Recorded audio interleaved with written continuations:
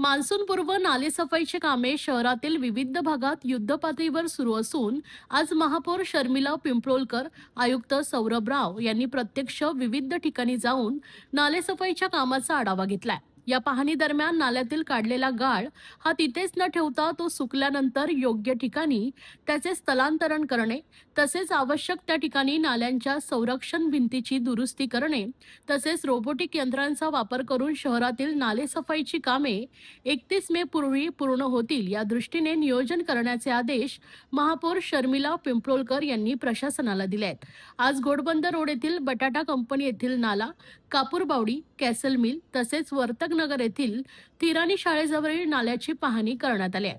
या नालेसफाई पाहणी दौऱ्यास उपमहापौर कृष्णा पाटील, स्थानिक नगरसेविका विमल भोईर, नंदा पाटील, अतिरिक्त आयुक्त 2 प्रशांत रोडे, नगर अभियंता राणी शिंदे, उपायुक्त मधुकर बोडके, दिनेश तायडे, आरोग्य अधिकारी डॉक्टर राणी शिंदे, उपनगर अभियंता विकास ढोले, उपनगर अभियंता विद्युत शुभांगी केसवणी, सहाय्यक आयुक्त सोनल काळे व गणेश चौधरी यांच्यासह कार्यकारी अभियंता उपस्थित होते. मुंब्रा परिसरातून नालेसफाईला सुरुवात करण्यात आली असून ठाणे शहरातही नालेसफाईच्या कामानं वेग घेतलाय. त्यामुळे यंदा मे अखेरपर्यंत सर्व नालेसफाईची कामे पूर्ण होतील असा विश्वास महापौर शर्मिला पिंपळोलकर यांनी यावेळी व्यक्त केला. सालाबादप्रमाणे नाल्यांची सफाई मान्सून सुरू होण्याच्या अगोदर करणे आणि व्यवस्थित पद्धतीने करणे हा हेतू आहे. आणि यामध्ये आता माननीय महापौर मॅडम, माननीय उपमहापौर साहेब तसेच जे स्थानिक सभासद आहेत ते सुद्धा पाहणीमध्ये सहभागी आहेत.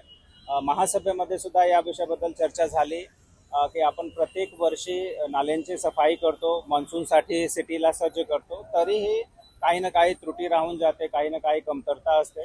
म्हणून शास्त्रोक्त पद्धतीने नाल्याची सफाई कसे करता येईल, एकूण नाल्यांची संख्या, एकूण त्याची लांबी, किती क्युबिक मीटर त्याच्यातून गाळ निघणार आहे, हा एक ॲस्पेक्ट आहे. जे गाळ आहे तो किती दिवस बाहेर ठेवायचा आहे ड्राय होण्यासाठी, आणि ड्राय झाल्यानंतर कोणती लोकेशनवर त्याला आपण शिफ्ट करत आहोत त्याची आपल्याला मॅपिंग करणे खूप आवश्यक आहे. सो लास्ट इयर आपल्याकडे एकूण 3 कॉन्ट्रॅक्टर काम करत होते. यावर्षी आपल्याला 7 कॉन्ट्रॅक्टर्स भेटले आहेत. 7 कॉन्ट्रॅक्टर्सच्या मदतीतून आपण साधारणतः 186 किलोमीटर लांबीचे जे नाले आहेत त्यांची क्लिनिंगचा दायित्व आपण हाती घेतला आहे. माननीय महापौर मॅडमने 31 मे पर्यंतची आपल्याला डेडलाईन दिली आहे की मान्सून सुरू होण्याच्या अगोदर हे क्लिनिंगचं काम 30-31 मे पर्यंत संपवला पाहिजे. आणि हा काम कंप्लीट झाल्यानंतर यथावकाश लवकरात लवकर जे साचलेली गाळ आहे जे बाहेर आपण काढतो त्याला सुयोग्य ठिकाणावर हलवणे. सो या संपूर्ण ही जी एक्सरसाइज चालू झाली आहे मागील 4-5 दिवसापासून, त्यामध्ये काम किती योग्य पद्धतीने होत आहे, प्रतिदिवसचा बार चार्ट काय आहे, प्रतिदिवस किती लेंथ कव्हर होणे अभिप्रेत आहे. एखादा कॉन्ट्रॅक्टर त्याची स्पीड कमी असेल तर त्याला मशिनरी आणि मॅनपॉवर उपलब्ध करून देणे. आणि हे पाणीच्या दरम्यानच इतर बरेचसे मुद्दे सुद्धा लक्षात येतात आपले, की एखाद्या ठिकाणी कल्वर्ट चोकअप आहे, किंवा एखादा ब्रिज किंवा कल्वर्ट खूप जुना आहे, किंवा एखाद्या ठिकाणी रस्त्याचा विस्तार झाला परंतु मध्येच आपले अजून झाडे आहेत किंवा अनधिकृत पार्किंग होत आहे. तर असेही विषय आपल्या लक्षात येतात. माननीय महापौरांनी पाहणीच्या दरम्यान बरेच काही निर्देश दिले आहे. ते डिपार्टमेंटच्या सर्व अधिकाऱ्यांनी त्याची नोंद घेतली आहे. मान्सूनची जी तयारी आहे ते मुख्यतः मोठे समन्वयाचं काम असतो, कारण ठाणे महानगरपालिका क्षेत्रामध्ये महापालिका, MMRDA, मेट्रो, त्याच्यानंतर MSRDC, नॅशनल हायवे हे बरेचशी एजन्सीज एकाच वेळी काम करतात. आणि जोपर्यंत त्यांच्यामध्ये समन्वय होत नाही तोपर्यंत मान्सूनची तयारी होऊ शकत नाही. आता प्रत्येक वर्षीप्रमाणे यावर्षी सुद्धा आता सगळे डिपार्टमेंट बरोबर घोडबंदर रोड आणि सिटीचे इतर जे क्रिटिकल एरिया आहे त्याची पाहणीचा कार्यक्रम सुद्धा आपण नियोजित केला. त्यामध्ये सुद्धा महापौर मॅडमला निमंत्रित करायचं आहे. आणि मान्सूनच्या दरम्यान सुद्धा जो आपल्याला ज्या गोष्टीची खात्री करायची आहे ती म्हणजे ते सर्वोच्च पातळीचा कोऑर्डिनेशन ठेवून आपला जे रिस्पॉन्स टाईम आहे तो कमी करणे. एखाद्या ठिकाणी तक्रार आली की लगेच त्याचं निराकरण करण्यासाठी आपल्याकडे टीम असली पाहिजे. ही सगळी तयारी आपण सतत करत आहोत. आणि मला कंप्लीट कॉन्फिडन्स आहे की 31 मे पर्यंत आपण मान्सून प्रिपेअर्डनेससाठी जेवढी आपल्याला अभिप्रेत तयारी आहे ते आम्ही कंप्लीट करून घेणार. असतील महापालिकेचे असतील त्यांचा सुरक्षा उपकरण त्यांच्याकडे सगळे असले पाहिजे. गंबूट, त्याच्यानंतर हातात ग्लव्ज असला पाहिजे, तसेच वेळ प्रसंगी त्यांना काही इजा पोहोचली तर फर्स्ट एड बॉक्स असला पाहिजे.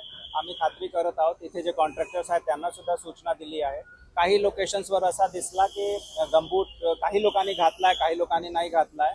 त्यांचं असं म्हणणं आहे की गमबूटमध्ये एकदा पाणी गेल्यानंतर त्यांना गैरसोयी होते आणि आम्हाला विदाऊट बूट आम्हाला काम करायला जास्त सोयीस्कर आहे. परंतु तरी सुरक्षेवर खूप बारीक आपली नजर आहे आणि आम्ही कॉन्ट्रॅक्टर्सला स्पष्ट सूचनाही दिली आहे. आपले सॉलिड वेस्टचे जे नियंत्रक अधिकारी आहेत त्यांना सुद्धा हा निर्देश देण्यात आला आहे की कुठल्याही लोकेशनवर कुठली त्रुटी राहू नये. खरं तर पावसाआधी, मान्सूनच्या आधी आपल्याला ही सगळी नालेसफाई करायची असते आणि मला वाटतं जसं आता आपल्याला उपमहापौरांनी सांगितलं की मेच्या एंडिंग पर्यंत खरं तर ही नालेसफाई चालू होते. पण ह्या वेळेला आपण पावसाच्या आधी म्हणजे मला वाटतं हा आता एप्रिल चालूच आहे आणि एप्रिल पासूनच ही नाले सफाई करण्याचा आपण पाऊल उचललेलं आहे. मुंब्र्यातून याची सुरुवात झालेली आहे आणि आज उथळसर, केसर मिल आणि माझिवडा या ठिकाणचे सगळ्यात मोठे जे नाले आहेत त्यांची आयुक्त साहेब आणि महापौर, उपमहापौर आम्ही सगळ्यांनी पाहणी केली आहे. सगळं प्रशासनाचे अधिकारी इथे आपल्याला उपस्थित दिसत आहेत. मला वाटतं खूप चांगल्या पद्धतीचं नियोजन करून यावेळेला प्रशासन आणि महापौर आणि उपमहापौर यांनी आम्ही ठरवलंय की लोकांच्या सुरक्षिततेसाठी आणि काही सखल भागांमध्ये जे पाणी भरलं जातं तर ते लवकर त्याचा कुठेतरी लोकांना चांगलं हे भेटेल, रिलीफ भेटेल.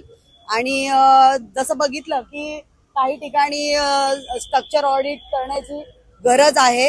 केसर मिलच्या नाल्याजवळ आज आपण इथं उभे आहोत तर त्या नाल्याची खरंच थोडीशी अवस्था खूपच वाईट दिसते. तर स्ट्रक्चर ऑडिट करून आपल्याला त्या नाली दुरुस्तीचा पण आपण एक पर्याय आयुक्त साहेबांशी मी चर्चा करणार आहे. परत नाल्यातून जाणाऱ्या ज्या वायर आहेत त्याच्याबद्दलही आज आपण महापौर दालनात बैठक आपण सगळ्यांनी लावली आहे आणि मला वाटतं चांगलं या ठाण्याला चांगलं हे देण्यासाठी आपण प्रयत्न करू. आयुक्त साहेबांना मी विनंती करेल की प्रशासनाला घेऊन वृक्षतोड असू दे, पावसाच्या अधूची किंवा नालेसफाई असू, ते आपण चांगल्या पद्धतीने करण्याचे निर्देश प्रशासनाला देण्यात यावे. दरवर्षीप्रमाणे मान्सून पूर्व पाहणी दौरा असतो महापौर आणि उपमहापौर म्हणा किंवा आयुक्त साहेबांच्या देखरेखीखाली पाहणी दौरा चालू आहे. तसं ह्याही वर्षी चालू आहे. ह्यावर्षी जरा महापौर मॅडमचं अभिनंदन करावं लागेल की हा दौरा लवकर चालू केलेला आहे. कारण दरवर्षी मे झाल्यानंतर आपलं काम चालू होतं, मेच्या आसपास. पण हे एप्रिलपासूनच त्यांनी महापौर मॅडम असतील आणि आयुक्त साहेबांनी तशी सूचना देऊन एप्रिलमध्येच काम चालू केल्यामुळे हे एक शुभ संकेत आहेत की भविष्यात पाण्याचं नाल्यामध्ये जास्त पाणी येऊन किंवा त्याचा प्रादुर्भाव होऊन नुकसान लोकांचं होऊ नये. मग त्याची पाहणी दौरा चालू आहे. मग स्वच्छ ठाणे आणि सुंदर ठाणे या संकल्पनेनेच आता प्रशासन आणि महायुती काम करत आहे. मी सर्व प्रशासनाला आणि आपल्या महापौर मॅडमला विनंती करते की हा जो आपण पावसाळ्यापूर्वी नालेसफाई घेतो ती वर्षातून दोन वेळा घेतली ना तर थोडाफार फरक पडेल. कारण तेवढं करणं गरजेचं आहे. आपण एकदा केल्यानंतर परत पावसाळा येतो, पावसाळ्यात परत गाळ वाहत येतो. त्यासाठी वर्षातून 2 वेळा नालेसफाई केली तर फार बरं होईल. आणि तसंच झाडांचाही मी सांगते की झाडांचं आपण एप्रिलमध्ये करतो, तसंच झाडांची छाटणी ही 2 वेळा करण्यात यावी. कारण पाऊस चालू झाला की झाडांची छाटणी होत नाही. मग ती कामगार लोक असतात ती झाडावर चढायला घाबरतात, कधी अपघात होतात, दुर्घटना होतात. त्यासाठी झाडांची छाटणी सुद्धा ती उन्हाळ्यात वगैरे करण्यात यावी असं मी विनंती करते. आणि नालेसफाई का करावी लागते, मी नागरिकांनाही याद्वारे नम्र आवाहन करते की सगळा कचरा ते लोक नाल्यात टाकतात, त्यामुळं नालेसफाई करावी लागते.